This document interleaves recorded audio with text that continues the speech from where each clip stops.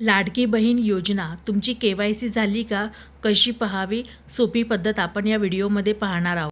तर सर्वात प्रथम तुम्हाला ladkibaheen.maharashtra.gov.in या वेबसाईटवरती यायचं आहे. इथे आल्यानंतर तुम्हाला जो पहिला ऑप्शन दिसतोय की मुख्यमंत्री माझी लाडकी बहीण योजनेचे लाभार्थी के-वाय-सी प्रक्रिया पूर्ण करण्यासाठी येथे क्लिक करावे, या ऑप्शनवरती तुम्हाला क्लिक करायचं आहे.